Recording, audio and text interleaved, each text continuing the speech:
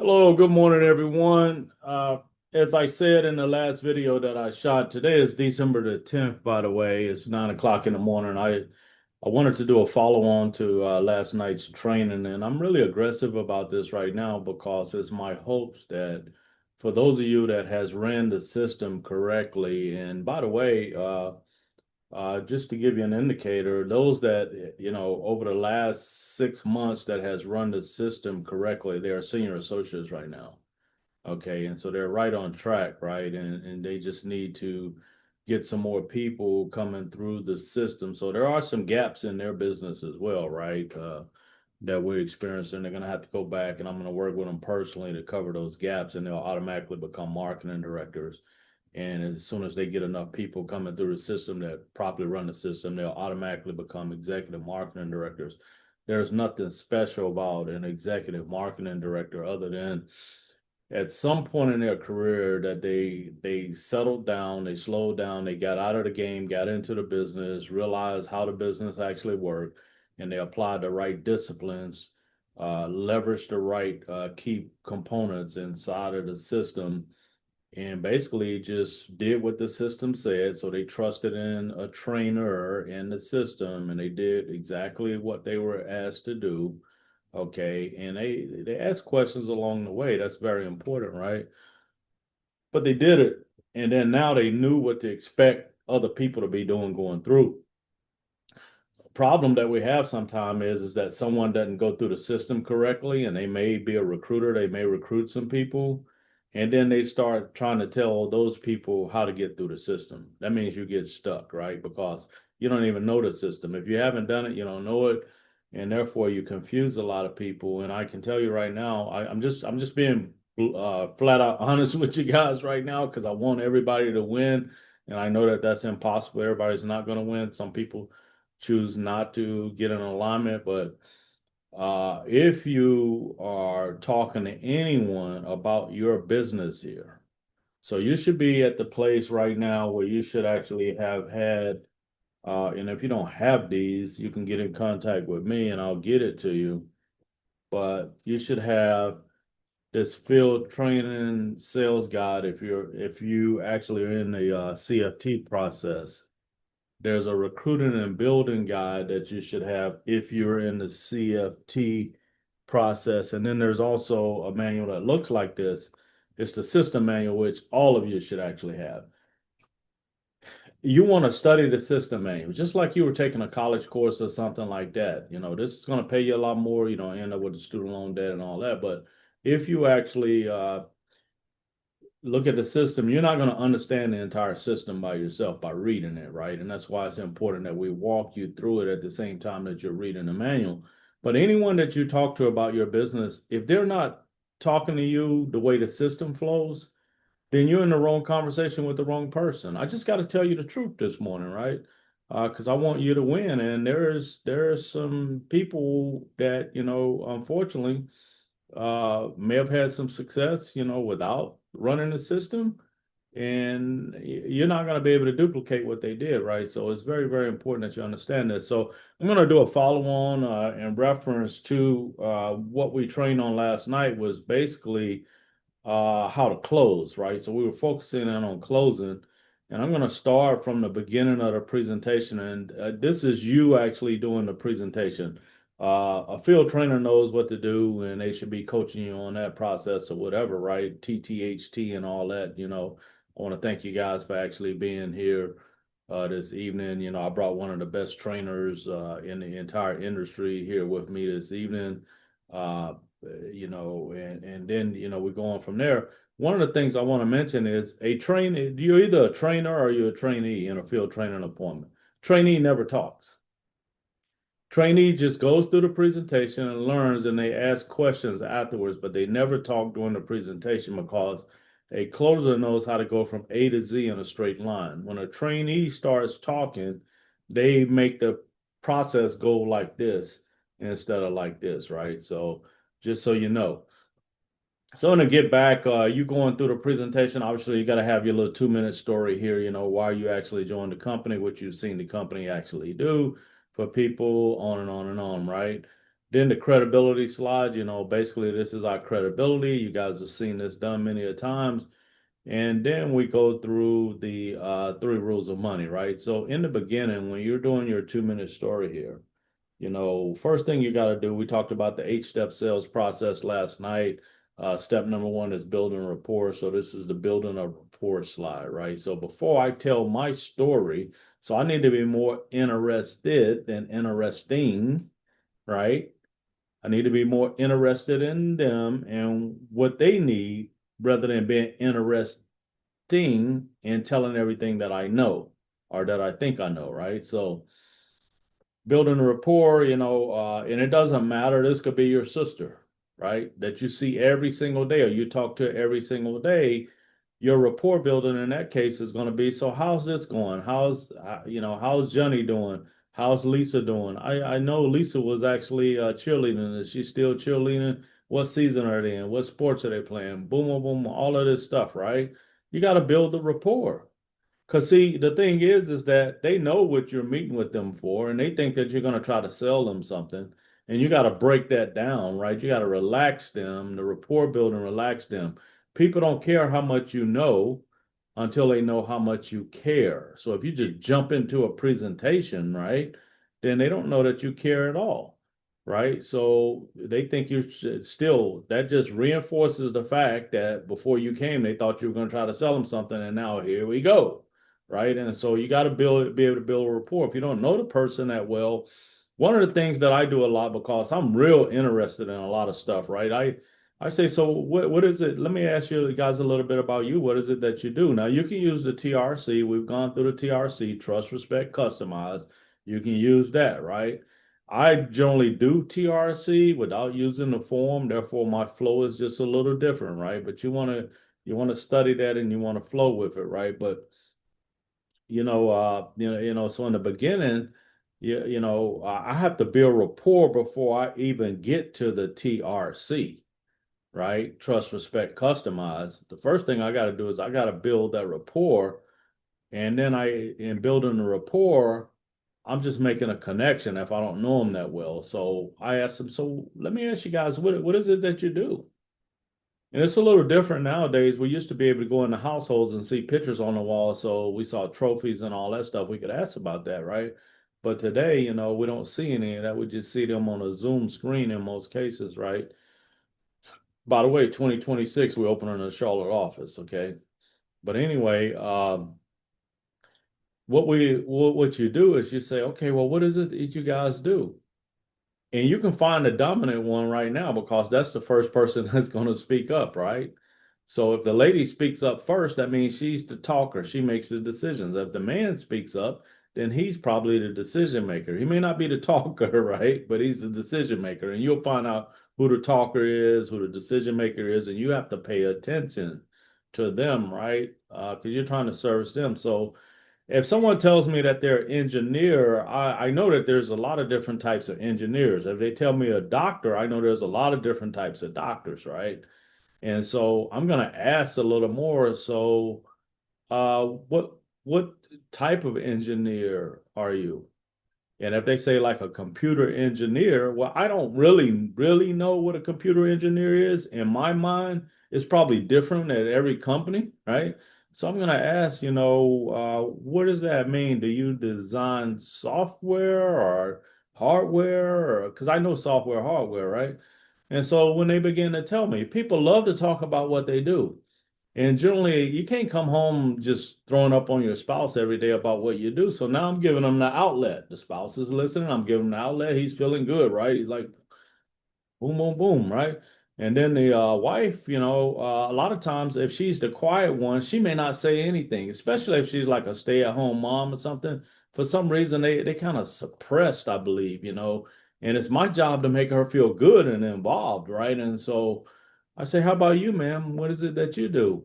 And she say, oh, with her head down a lot of times, I'm a stay-at-home mom. And I'm like, wow, man, that's such an important job.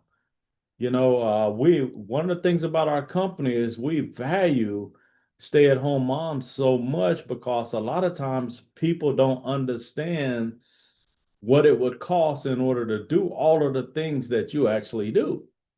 right? And so now she's lifted up. Now I don't know what's gonna happen when we get off, right? She'll be like, maybe I need an allowance or something like that, right? If she ain't already getting one, but whatever the deal is, right? You may not call it allowance, but just whatever you want to call it. I don't want to be biased. But anyway, I build a strong enough rapport, right, to where now I can ask them, so let me ask you this. What's most important to you when it comes to your finances? Why? Because step number two in the eight-step sales process is what? You got to find out what the problem is.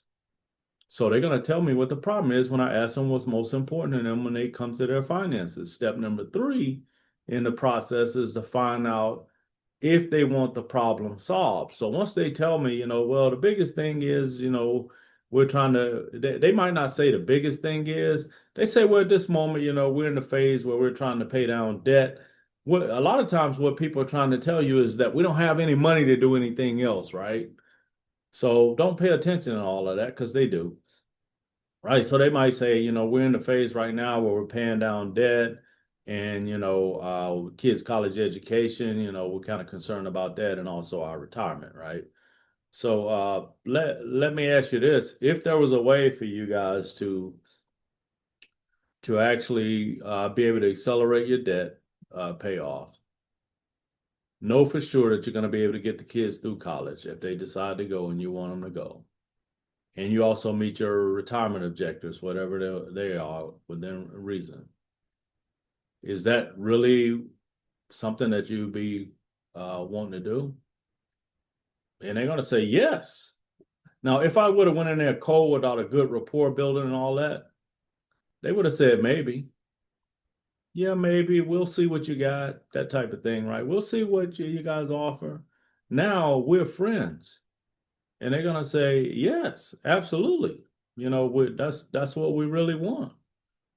So I've gone from the head to the heart very quickly because of the trust factor. All right. And that's why you got to let enough time go through a presentation and don't rush a presentation, right? Now, there's a lot of other stuff you got to do that we'll talk about in other trainings or before the appointment. So now I built the rapport. I found out what the problem is. I found that they want the problem solved. Now, number four, I have to find out whether or not they want the problem solved by me. So if I was able to show you some solutions to your situation, is there any reason why you guys wouldn't want to move forward? No. So that's a close. That's a mini close. And you have to have many closes along the way. So you see what I mean when I say that a closer knows how to go A to Z in a straight line, not in a squiggly line. When a trainee starts talking, it takes it way off course. And a lot of times that happens, because the trainee is really involved and they care, but they don't know what's going on. And that's what you should be learning in field training. You should learn this process in field training, right? So they say, yeah, sure, we'd be interested in that. So unless I've done all of those, build a rapport, find out what the problem is, find out if they want the problem solved, find out if they want the problem solved by me, I cannot do a presentation. So now I start doing a presentation. So let me tell you a little bit about who we are, what we do, and how we do it. Now my 2-minute story comes in, okay? So the name of our company is Global Financial Impact, and that's what we're doing is making a financial impact on a global scale. I like to say we're in all 50 states, 55 countries around the world, and what we do is inspire families to dream again. When I came to this company, and that's a good way for you to start. When I came to this company, I thought I knew things about finances, and I found out that I really didn't. All I had was a whole bunch of products. I was told things like, if you go to school and you get a good education, you get a good job, and you contribute to your company pension plan, you'll be fine. And what I found out is that my pension plan, because of the fees, and also the back end taxation, it was not going to be able to retire me. And I'm so happy that I was able to find that out, sooner rather than later, right? And I was able to actually make some adjustments. And now my family and I, we know for sure that we're on track to all of our goals and dreams. And so our company helps families with that through these various product providers, which I'm sure you've probably heard of some of these companies before, right? So we're in partnership with 25 plus A-rated Fortune 500 financial institutions. You don't need to go through over everything on this slide, but I always talk about persistency. Why clients stay with us is because we design solutions like someone did for me. They designed a solution for ages and stages of our lives rather than just selling me a product from one of these companies. And so when we were talking a little earlier about you guys being able to, accelerate your debt, being able to make sure that the kids are going to be able to go through college, and also being able to achieve your retirement. And I asked you if that was something you were interested in doing, if we could show you how. Well, I'm going to begin to teach you the three rules of money, which will make that a possibility, okay? And so I just feed back into it. I go through the three rules of money and I keep going back to everything that they've already told me, right? So then I can show them my client service menu. Okay. Now, all I'm going to do is ask them, okay, so you see what it is that we do. You see that we actually have the resources to actually make it happen. For us to move forward with you, all I need to do is just collect a little bit of data. It's going to take us about another 5 to 10 minutes. And I should have everything already loaded up to be able to do that.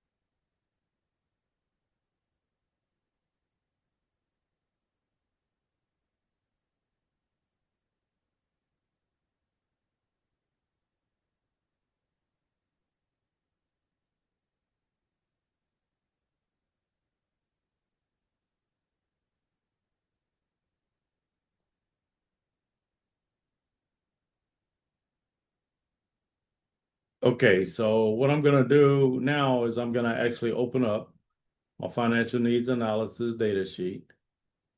And I had already asked them what was most important to them. I can go here and actually click on these things if I want to, that will be like kids' college education. We have retirement here, and we have debt. A lot of money going out, right? And then here's where I put the husband's name, wife's name. At what age would you guys like to retire? So I'm going to ask them that. Let's say they both say age 67. How much money would you like to have saved total when you retire, right? So what is that? Let's take a look at that retirement or whatever, and how much money you guys think you would need to have saved up. Let's say they both say $1 million. Okay. how much income per month would you like to live on for the rest of your life? So let's say that the husband say, well, if we got a 120, we'll be good. And I say, is that per year or a month? And he says, per year. So, okay, that means that they need what, 10,000 per month, right? That's what that means. The wife agrees. All right. Then we can go through the dime, right? Basically collect all of this, all other debt. And then we find out the estimated home value. Let's say that they say the value is $500,000. Right now they owe 360. And then we take the annual income times 10. We just do the calculation on that. We figure out mortality. You know, don't like to talk about mortality too much, but do you think you guys will go through a burial or are you a cremation? Um, so these numbers are basically West Coast numbers, to be honest with you. But I would always say, about 25,000 for a burial is decent, right? But ask them, let them tell you. We put the kids' information here. Do you plan to pay the kids way through college? And they say yes. Then we could do one or two things. Either we could actually just use these figures down here to kind of calculate what that would be, right? And then, or we could actually take and go to collegedata.com. Just to let you guys know, pretty soon I'll have this form redone where this is actually clickable into another window, right? So keep in mind that this is very, very important. This is like them actually consulting with an attorney or their tax person or what have you, right? This is very important stuff that we're doing here. So then we go and we have two other forms where we actually, the trainer, trainee's name. We have all of this information that we actually put down, which is their personal information. So husband, wife, or what have you. We're going to get their home address. So what I want you to know is that we're collecting most of the data that we will need for an application already. Okay. So we're asking for all of this information. We want to know their income, what's their gross. We want to know if they have any life insurance in place. Who is it with? What type of insurance it is? What's their monthly premium or annual premium? You got to ask them, this is monthly and annual. If it's a term, what's the term? Do they have 13 years left or whatever? What's the death benefit? When did they get the policy? Or you could just ask them what's the term on the policy and when did they get it, whatever, right? You're just trying to figure out how long they have left. And then you say, we're going to talk about your asset allocation. So you remember from the three rules of money, we had the three tax buckets: tax now, tax later, tax advantage, right? So now we're going to collect theirs.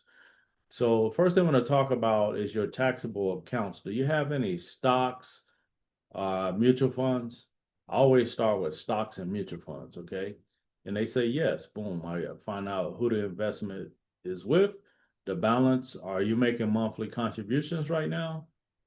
And do you happen to know what's the average rate of return? Which is no big deal because I'm going to show you where we're going to get this, right? And then mutual funds, right? What about, do you have any like employee stock pension plans, anything like that? Bank savings or certificate of deposits? And then here, do you have like a 401k, 403b, any qualified plans? And they say yes. And then I'm going to say, what about from any previous employers? Because a lot of times agents never ask that question, what about from previous employers? And they have money that they've forgotten about. And then they say, oh, yeah, well, I did work for this company. I had a 401k. I haven't looked at it in a long time, right? What about any hours or SEP hours? Do you have any annuities, right? And you put all the data in here. And then do you have any type of Roth or any cash value inside of your life insurance policies, right? So you ask all of those questions. Do you guys have a will or a trust? When was the last time it was updated? What type of trust is it, right? And then you say, okay, well, my homework is to actually go back, analyze this data, and come back to you guys with recommended solutions on how to get you from where you are, which is in a place right now where you guys are trying to kind of accelerate your debt. You're thinking about college, kids' college education planning, but you don't have anything in place yet. And then you haven't had a real evaluation on your retirement to where you're trying to go, which is debt free, kids' college funds totally funded, and your retirement totally funded. So that's my job is I'm gonna go do that. Okay. Now, what I want to do is I want to give you guys some homework. And the homework that I'm going to give you guys is a couple different things. One is I would like for you to send me copies of all of these statements. Now, I'm going to send you an email requesting this, right? But send me a copy of all of the statements that you have for all of these different financial vehicles, okay? The other thing is I want you to begin thinking about 3 to 5 people that could actually utilize this, that could benefit from this type of review. Fair enough? So I'm going to go do my homework. I want you guys to do your homework, and we would like to meet back in about 48 hours. So today is Tuesday. How about we meet back Thursday? Does that work for you guys? Will afternoon or evening be best? Boom, boom. So we're going to meet on Zoom. Look out for my email, and if you have any questions in the meantime, please feel free to reach out to me. Okay? So what we've done so far, guys, is we've actually gone through, we've done a presentation, right, by going through the 8-step sales process, and we've actually been able to collect data.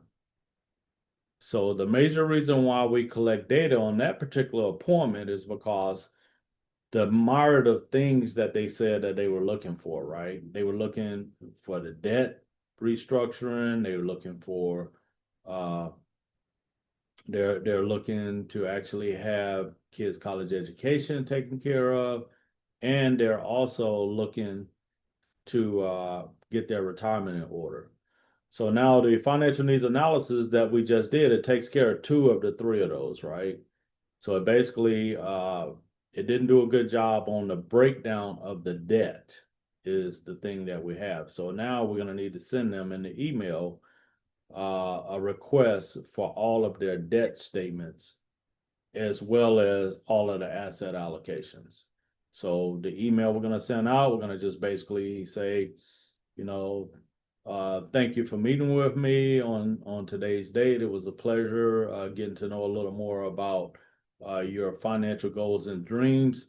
I look forward to working with you guys in the achievement of them all. We know that it's possible if we do this in a timely manner. And as we discussed, these are the things that we're going to need from you. We will actually need a copy of all of your debts, right? Which actually includes the the credit card company or the carrier or what have you of the debt to include your mortgage, along with the balance and the interest rate. Okay. We're going to need a copy of, and I'm getting this off of the financial needs analysis from this point, uh, uh, Tim's 401k with Fidelity, Lisa's 403b with Centara Hospital. Okay. I'm going to be very specific with those, right?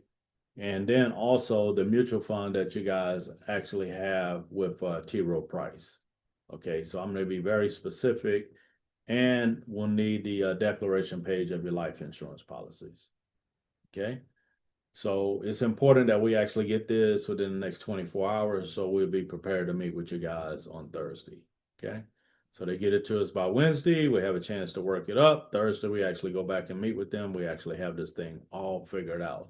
So I want you guys to know that to become a certified field trainer, these are things that you really, really need to know how to do. Okay, now let's say that we were in a situation where we were basically talking to them and we asked a question, finding out what the problem is. They say, well, we got a planner, and we really don't have any real concerns when it actually comes to our finances.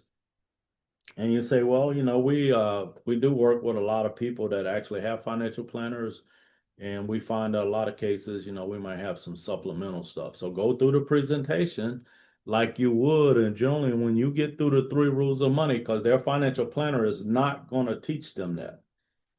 Okay. How do I know? I've been through their training, right? It's right here on my wall right now. I've been through their training, 18-month course to become a CFP. Their job is not to do that. Okay. They're not going to teach you how money works. They're just going to collect your data and make some recommendations to you. They're not going to teach you the process. So once you go through the three rules of money, most of those people will not even have heard of the rule of 72 before, right? And that's kind of another training. Don't make a big deal out of it, like you know something that they don't know, right? But once you go through and then you show them what we do, then they'll begin to see that we do some supplementals, right? And then you want to ask them, based on the information that we've actually gone over, what questions would you guys have for me? What questions would you guys have for me? So if they say, we have a planner, then you say, well, okay, well, I will just share with you, who we are, what we do, or how we do it. But if you would, throughout the course, if there is something that you may not be too sure of or you haven't heard about before, just make sure that you make some notes so we can talk about it afterwards. Fair enough. And they say, yes. So now they're taking notes. And then you just ask them on the end, well, was there anything that you actually saw that you thought might be a benefit to you and your family or that you would like to learn a little more about? And then they tell you, okay? And so now that's the position you work from. Now, if they say, well, my retirement and they go into all of that, then you go through the data collection like I just showed you. If they say, well, I just wanted to learn a little more about, maybe like those living benefits you guys was talking about and maybe the trust. And you say, well, let me ask you this. Do you guys currently have any life insurance? And they say, yes, we do. But I don't think we have, the kind that you're talking about. Then all you want to do is you want to get a copy of their life insurance declaration pages. And this is what you tell them. Well, out of all fairness, we would like to see what you have first to make sure that a recommendation might be suitable, and so if you guys could, do you think that you could send me over a copy of your declaration page from your life insurance policies today? And they say yes. I say, okay, well, how about we do this? Let's set up an appointment for tomorrow. Would the same time be good for you? And they say yes. Now make sure your schedule is clear for it, right? But they say yes, and you say, okay, well, let's set up an appointment for tomorrow at the same time. And then basically what I'll do is I would have reviewed your policies. I'll tell you exactly what it is that you have, and we'll see if you have those living benefits or trust attached to it. I don't make assumptions, right? That's the fastest way to lose somebody. I won't tell them that theirs don't have it because I don't know, right? So I look at it, and what we'll do from that point in time, I'll show you, what it looks like. If you don't have those, I'll show you what it looks like to have it. Okay, fair enough. And they say yes, it's non-threatening, no real big deal, right? So uh, now let's say that we've gone through those processes, right? We've gone through all of those processes. And now we've gone back and actually shared with them some illustrations or what have you. That's a much longer training, and you're going to have to learn that over a period of time. But again, like I told you last night, you can call a carrier and they'll help you with the illustrations, so on and so forth. With the debt mastery, you're going to need access to GFI Agency Rocket and the right software piece, right? The debt management software on it, and then you will be able to actually do that. So again, if you say you're a CFT, then you got to spend some money in your business and get access to the right resources. Otherwise, how can you be a certified field trainer if you can't analyze anybody's situation? Now you can't come to me, I'll help you out with it. But if you're a CFT, as you become a CFT, just be prepared that you're going to have to do that, right? So now that we've actually done that, we go back and we actually present that information to them. And let's say in a lot of cases, it's going to be on Zoom. So now they're ready, right? They agree with your recommendations, so on and so forth, right? So now what we have to do is we now have to collect data again, right? In order to be able to do the applications. Okay, so in collecting the data, there's a couple different forms that we're actually going to use, and you can do this one or two ways. You can send it to them, but if you have the time and they have the time, you want to go ahead and do it now. So On this form, it's a form fill, right? Remember, I got all of this information uh, if I did the FNA. So I'm not going to ask them, I'm not going to be on here and ask them their name or ask them their income, anything again, date of birth and all that. I already collected that data. I'm not going to jump in and ask somebody their social security number as the first piece of this. I know that they're married. We're going to go down and basically say, so when we talk about your annuity, we already said that you actually had mutual funds, and then this is, the balance. So this is if I'm doing it right now with them, okay?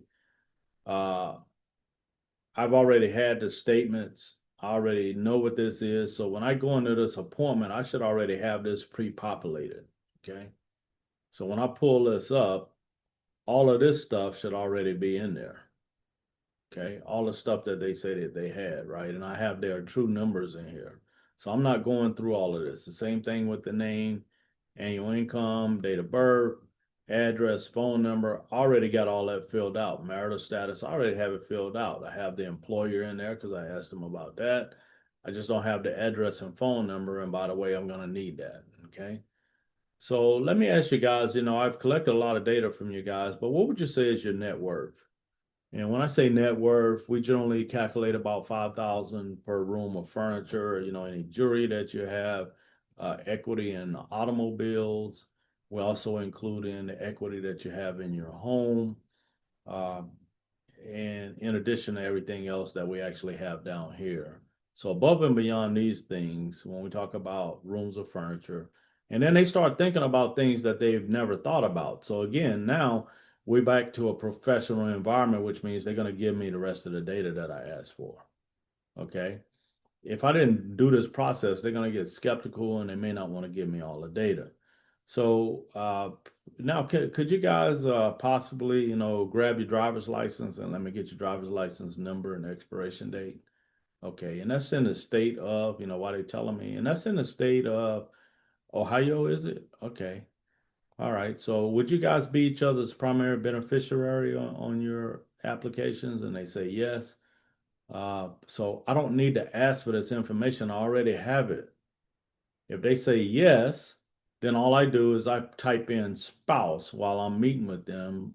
When I go do the application, I already know what that means. Now, if something was to happen to both of you at the same time, who would be your contingent beneficiary? Sometimes they'll say, well, we never thought about that or whatever, right? And, if they have continued beneficiary, then what we need is we need the continued beneficiary's name. We need to know if that's 100% or they're going to split it amongst several contingent beneficiaries. And we want to get the date of birth for them. Okay. Those are the major three things that we're going to need. If it's 100%, obviously we don't have another one. If it's less than 100%, then we're going to have more contingent beneficiaries. We should also already, because we had copies of the policies, have all of this information already done, right? So we've actually completed that process for the rollover. That was the rollover data sheet. We have to do the exact same thing for the life insurance. So let me pull that form up.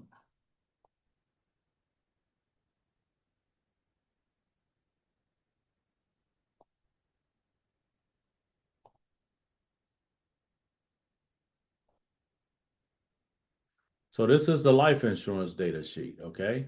So you can see that a lot of this information I already have, right? The only thing that I don't have, and you got to get good with this, you just got to go, you can go box by box and say, do I have this? Do I have this? Do I have this? Do I have this? Well, we probably don't have the state of birth, right? Uh, and remember, if you didn't get the Social Security number on the last form, you've built enough credibility to be able to get it here. You already have driver's license number, state, expiration date. Could I ask you guys your approximate height and weight? Okay, boom, boom, right? How long have you actually been with GE, right? Because you already know who the employer is. Get the phone number for the employer. We already have the annual income, we have the household income, we have the net worth, we have the beneficiaries, right? So we have that data. We have the contingent beneficiaries. We have the existing life insurance. So I would have all of this stuff kind of filled out. Now we want to know, do you have a primary physician, right? Do you have their phone number and address? What if they say no? No big deal.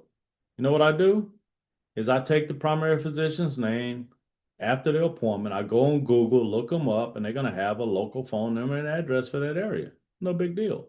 But I do need to know the last time that they were seen, what they were seen for, and what was the results. Are either you on any medication? So I'm going to need to pretty much do one of these forms or at least annotate it properly to where I'm covering both husband and wife, or I have to do two forms, right? So I could easily say, let's say that they say that somebody's on metformin.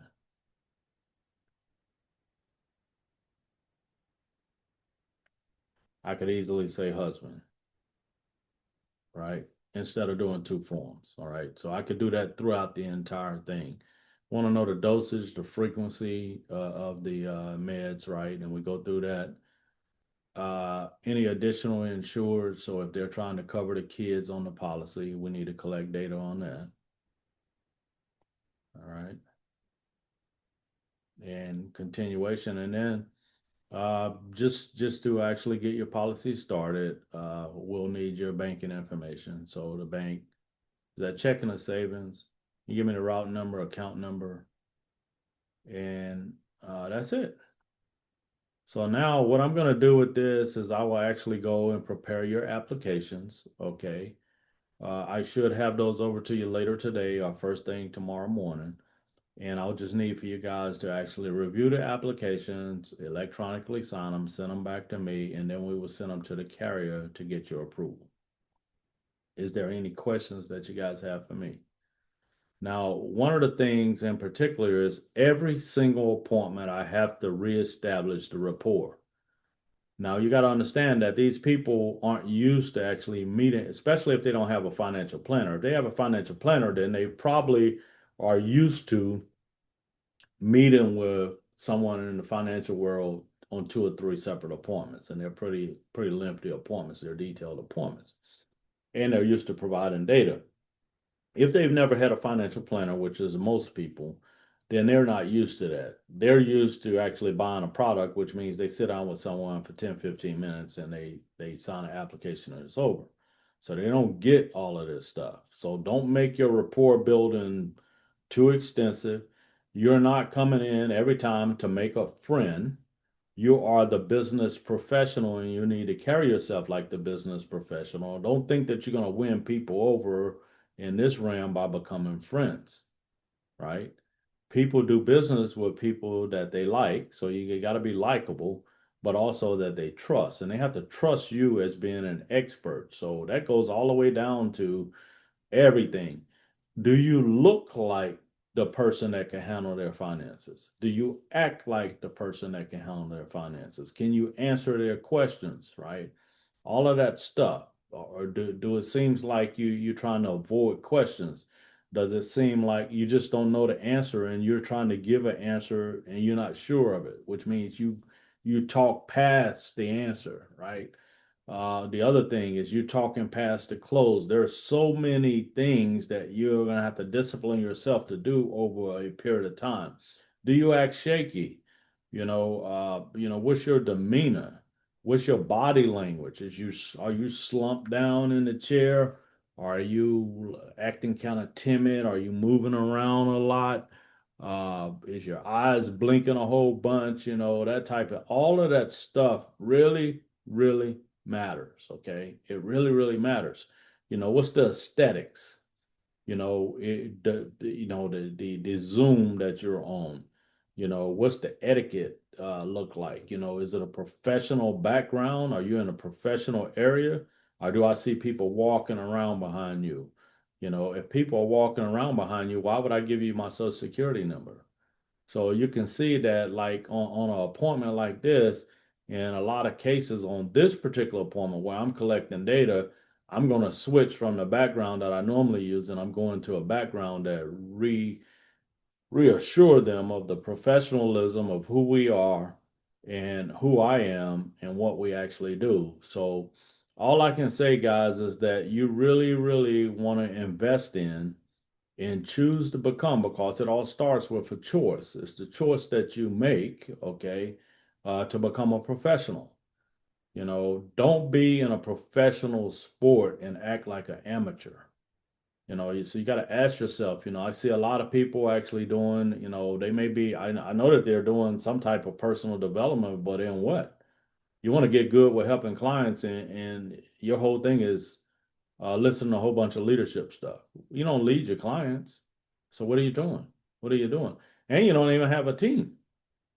So are you doing that to lead yourself? You don't need that to lead yourself, and you know that.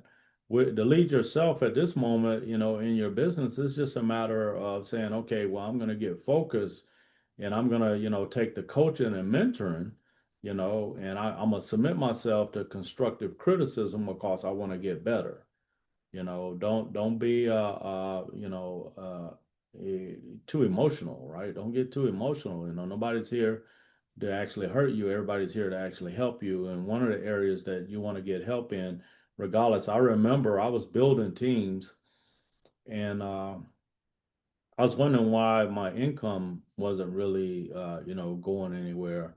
And I had a leader that told me, he said, Tony, you're gonna have to become a financial professional, because until your people see you actually writing business, they're not gonna do it either, because you're basically giving them an excuse, right? And even if you recruit the best people, uh, from a financial perspective, those that like to go out and close and sell, they're not going to listen to you, because that's not what you focus on. And to me, I was like, I'm okay with that, because I'll match them out to somebody that can help them. I'm not going to try to mislead folks. But he said, no, that's not the way it's going to work. And so I went and became a financial professional. What did I do? I became a certified financial educator, certified college planning specialist. I'm in the process right now. You guys probably don't know of becoming a certified financial fiduciary. I've actually gone through the certified financial planning curriculum, right? I have no desire to actually take the exam and become a CFP, because I don't want to sit down and charge people $3,000 and $5,000 to put together a plan and not be able to help them, right? So I've gone through all of this stuff, and trust me, I'm engaged with all of it. So there's no way for me to teach you every single thing that I know, but I can tell you this is that those of you that actually submit to the things that we're actually talking to you about, that I'm primarily me, I'm talking to you about. And if you walk through the system, like we say, and if you hang in there and you don't become an emotional mess, right? And you don't, succumb to the weakness that we all face, then you have a shot to actually become a real financial professional above and beyond. I would say at least 95% of the people in this company, right? And you don't have to. Be honest with you, if I had to do it all over again, I wouldn't have. I certainly would not have. I would have learned enough just to be able to go in and actually help people with the products that we actually offer. The advanced planning stuff, I would have leveraged that out to somebody else, and I would have kept moving. But the company that I was in, I didn't have anybody to leverage out. And so now in GFI, you have a lot of people to leverage out. You can leverage out me for cases that you're not equipped to actually handle. And then we have people that's actually done things in different environments that I haven't even closed business in. And I'll be the first one to tell you, let's match it out. So I hope this was a good extension of what we actually did last night. I know some of that probably running around in your head, and some of it may have even lost you. The technical stuff may have lost you a little bit. And so I just want to make sure that you guys are good with that. And so, when the student is ready, the teacher will appear. That's all I can tell you. When the student is ready, the teacher will appear. You have to show up to class, right? And the ones that really excel is the ones that's actually getting knowledge outside of the classroom as well, right? And they're going to apply everything that they learn. So massive immediate action upon instruction. You've gotten the information wherever you at with your pipeline of clients right now. Hopefully you can fill those gaps in the business side of your business. Hopefully you watch the other video and you'll go close the gaps on the building of the business side.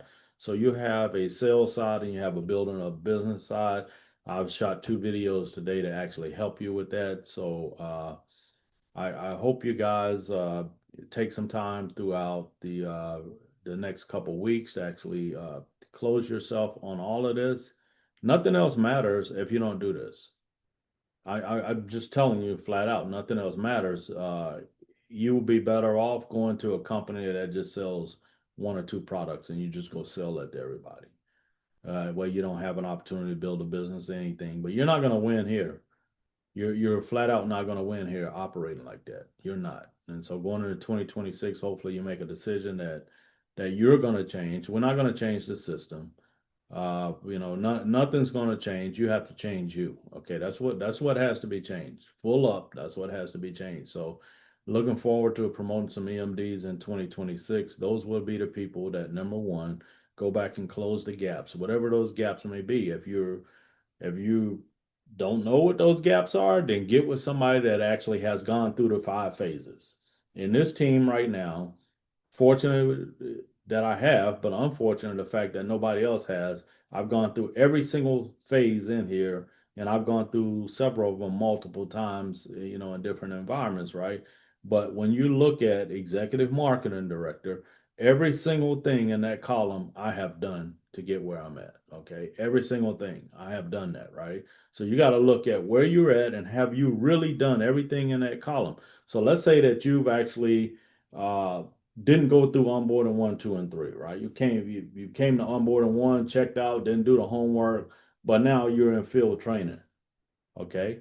You didn't do it right, you're not going to get the results. If you didn't do onboarding two and three, guess what? You don't even know how to put together the list. You don't know what to say when you actually invite anybody. You just don't know. And so you're hustling at this point in time. So go back, fill the gaps. 2026, by June at the latest, every single one of you could actually be an executive marketing director. And some of you are even in a position where, if you get your recruiting going and if you follow the system, you can get your recruiting going at a high level, taking everybody through this system the correct way, then you could have multiple EMDs on your team by the end of 2026. So appreciate it, each and every one of you guys. I'm here for you. I got all the time in the world for the right stuff, but I got zero time for the wrong stuff. Okay. So miss me with that. Okay. Have a blessed day.